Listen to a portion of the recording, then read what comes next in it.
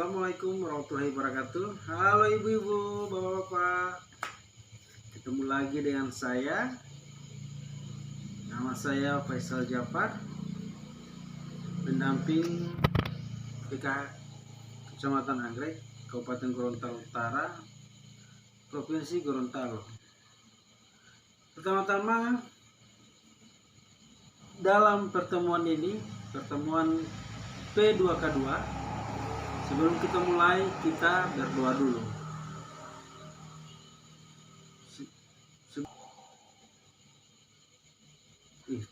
Oke. Sebelum mulai pertemuan ini, kita berdoa menurut kepercayaan kita masing-masing. Berdoa mulai.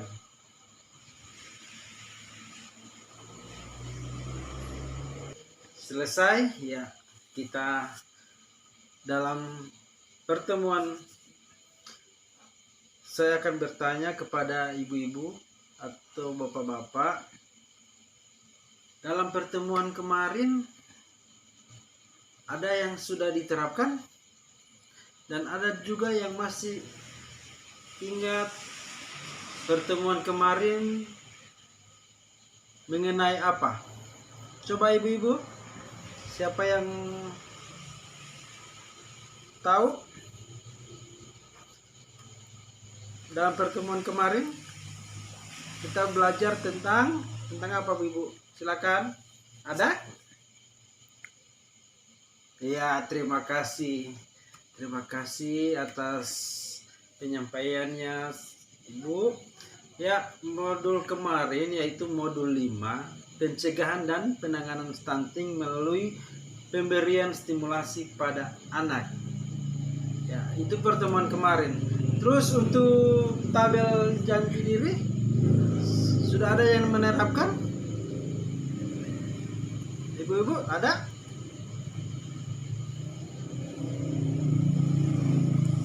Oh iya.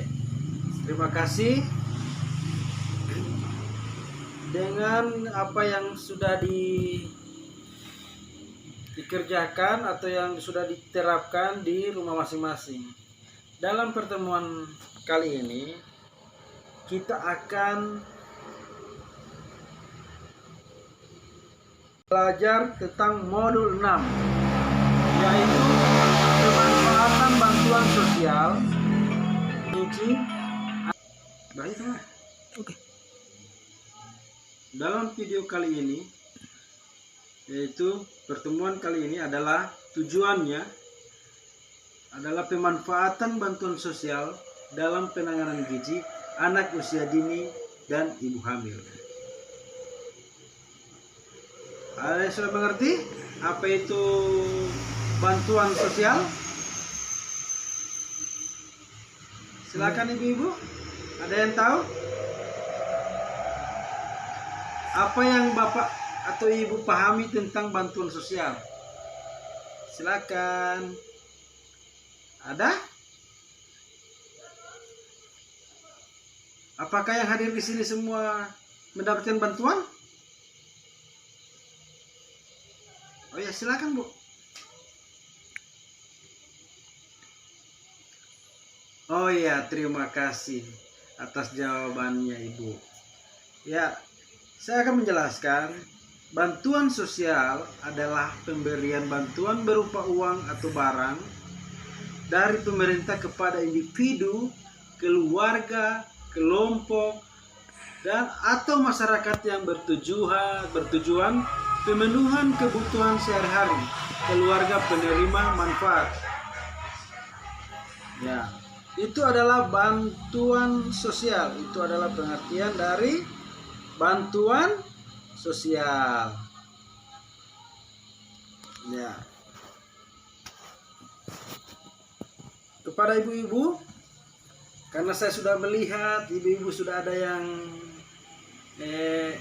pada lemas, lesu, sudah pada ngantuk. Oke, kita berdiri dulu. Kita main ice breaking untuk latihan sedikit lah. Oke, kita berdiri. Ya.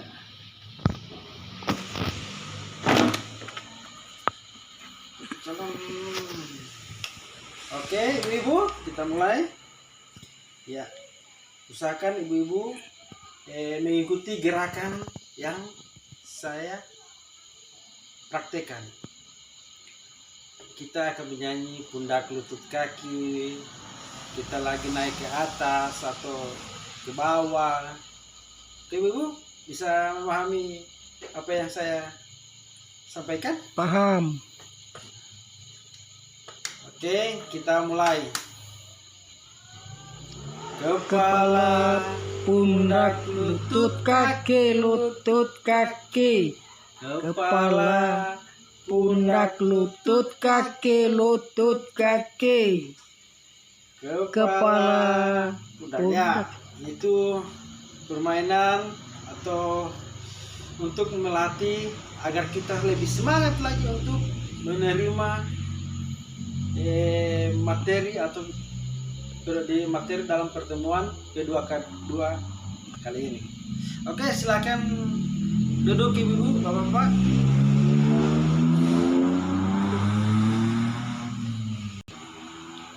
Terima kasih. Nah, ini selanjutnya kita akan tugas atau apa yang kita akan bagi kelompok. Yang untuk ibu-ibu yang di kelompoknya Ibu Dewi di sini adalah sayur-sayuran, sama Ibu Novi buah-buahan, sama Ibu Sito makanan pokok, dan Ibu Iyam adalah lauk pauk. Dalam satu, kita usahakan dalam satu piring ada makanan pokok atau sayur-sayuran, buah-buahan, lauk pauk, dan diharapkan ibu-ibu bisa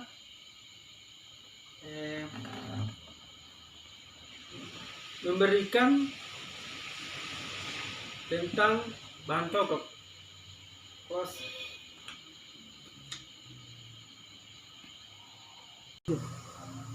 Ya, untuk ibu-ibu yang sudah saya bagi, diharapkan ibu-ibu atau bapak membuat suatu tabel, yaitu di tabel jenis bantuannya dan jenis bantuannya itu manfaatnya apa. Berarti ibu-ibu, kita harus membuat tabel jenis bantuan dan kemanfaatannya.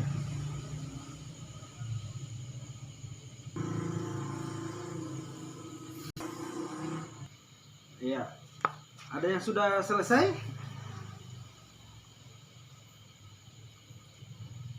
Ya, manfaat. Nah, itu untuk manfaat bansos, yaitu terpenuhi kebutuhan dasar keluarga penerima manfaat, pangan, pendidikan, kesehatan sehingga anak menjadi sehat, cerdas, dan tidak stunting.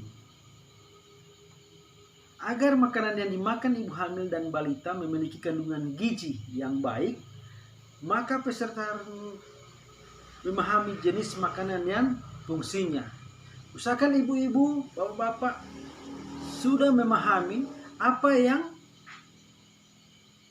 diperlukan oleh ibu hamil dan balita, yaitu makanan-makanan gizi seperti makanan pokok, yaitu karbohidrat. Karbohidrat itu bisa menambah tenaga.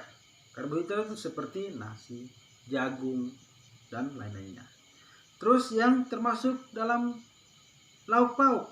Lauk pauk itu berprotein yang tinggi.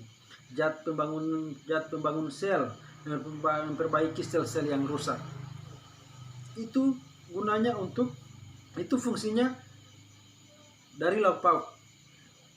Terus sayur-sayuran, sayur dan buah-buahan, yaitu mengandung vitamin dan mineral, membantu proses kerja tubuh mencegah berbagai penyakit. Itu adalah makanan yang bergizi. Ibu paham?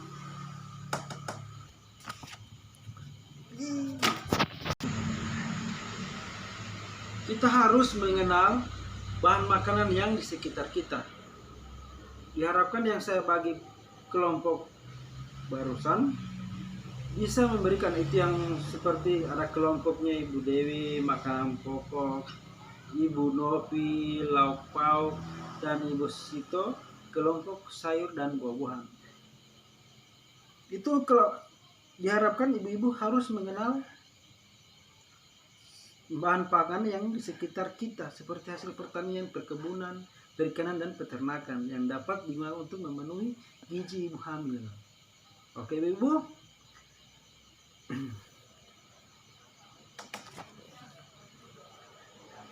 Ya, ini yang untuk kelompok Ibu Dewi.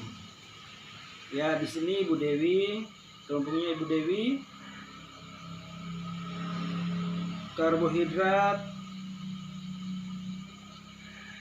jagung, nasi yang ditulis. Terus untuk sayur-sayuran dan buah-buahan, ini ada yang seperti wortel, kol, tahu, tempe. Ya, ini untuk kelompok Ibu Dewi saya akan menjelaskan. Untuk lauk pauk, tahu, tempe itu termasuk dalam jenis lauk pauk. Dia mengandung protein. Untuk tahu dan tempe. Ya ibu-ibu ya. Nah, saya akan sampaikan bahwa makanan yang dikonsumsi oleh anak dan ibu hamil harus memenuhi gizi seimbang seperti yang ada dalam piring. Harus ada lauk pauk, sayur-sayuran, buah-buahan. Ya ibu-ibu ya. Nah, saya akan, sebelum kita menyelesaikan pertemuan ini, saya akan menyampaikan tentang menu gizi yang seimbang. Sampai 10 pesan yang menu gizi seimbang, yaitu pertama, 1. Syukuri dan nikmati aneka ragam makanan. 2.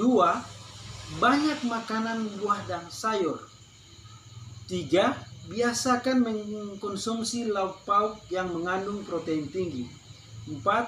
Biasakan mengkonsumsi aneka ragam makanan pokok. 5. Batasi konsumsi pangan manis, asin, dan berlemak. 6. Biasakan sarapan pagi. 7. Biasakan minuman air putih yang cukup dan aman. 8. Lakukan aktivitas fisik yang cukup dan pertahankan berat badan ideal. 9. Biasakan membaca label pada kemasan pangan.